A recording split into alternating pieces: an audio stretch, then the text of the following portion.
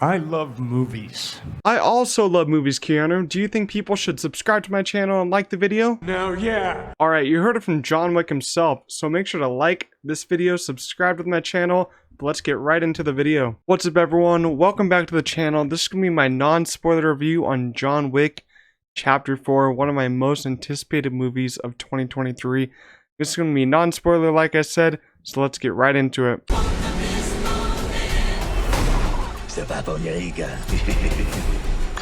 Alright, so I just got back from seeing John Wick Chapter 4. To preface, John Wick 1, 2, and 3 are just amazing movies. I think 3 is just so awesome, leveled the franchise up, but we all know how Chapter 3 ended.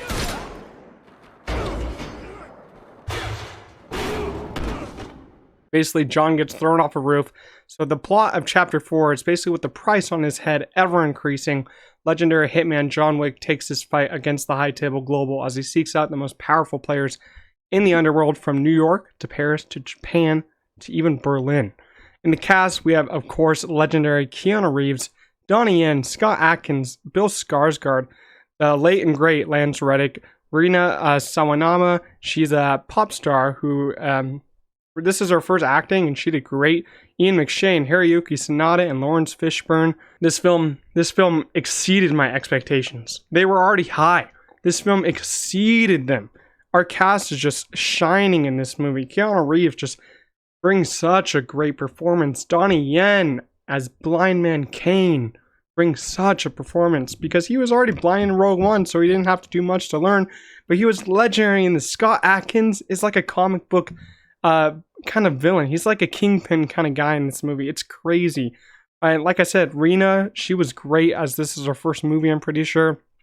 Hiroyuki Sanada is always fantastic, just like in Bullet Train. Ian McShane, Lawrence Fishburne is awesome. Bill Skarsgård is awesome also. And it's quite astounding, this film. And we also have Shamir Anderson as the tracker. And they're all just amazing. The three villains, Donnie Yen, Shamir Anderson, and Bill Skarsgård, they're amazing villains. This movie jumped up in scale, and it jumped up basically performance-wise by everyone. Because I think Keanu Reeves, as I said, gives such a great performance, better than 1, 2, or 3. Ian McShane actually gets you sometimes. He actually has a lot of great dialogue, and I just want to say that the action here, top-notch action. You thought the action was a lot in number 3. This action takes it to a whole new level. It's like there's 3 acts, and each act there's a big fight scene, and guess what? Each of those fight scenes is over 30 minutes long. I don't know what to say anymore. How are you gonna top this movie? Mission Impossible Fallout was my favorite action movie, and I think this might be it, but I have to see it at least a couple more times, which I plan to do, because as you can tell, I loved it. I loved everything about this movie, but the action in here is just kind of insane, because you see John using so many different weapons, and you've seen Donnie Yen, Kane, fighting as a blind person, using so many cool techniques. They didn't do just the superhero way of a blind man can have a lot of senses like Daredevil. He uses a lot of cool technology. Shamir Anderson as the tracker has a lot of cool action moments, because he does have the dog in this one, and the dog is utilized perfectly. And let me just say, the third act of this movie is just, oh my gosh, it's off the walls crazy. There's a scene involving a staircase closer to the end of the movie, and it's hilarious, but yet it's quite action-packed and quite fun. Cinematography of this movie is absolutely insane. I think it's just better than the third one cinematography-wise, and the stunts cannot be underestimated here. You need a stunt category for the Oscars, because this movie has just amazing stunts, probably the best stunts you'll see for a long time. Chad Stahelski did such a great job directing this movie, and this movie is almost 3 hours, 2 hours and 50 minutes. Let's just say I did not feel that runtime at all. That means the pace of it is just amazing. First act, second act, third act. The pace, amazing. Runtime, I don't know. How do you make a 3-hour movie and I don't feel it?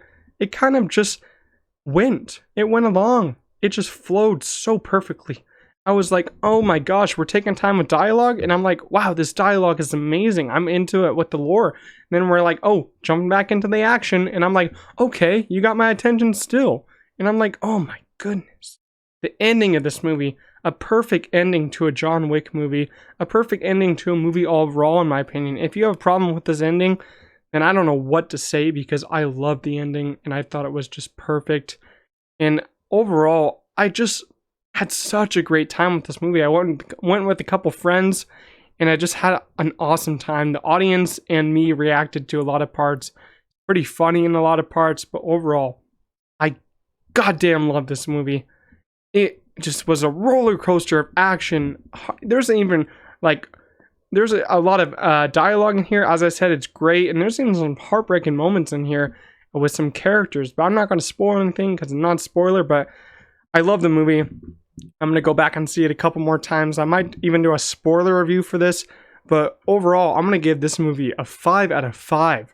The first 5 out of 5 rating of the year. And I think this movie will stay at the top of my list for at least till the summer.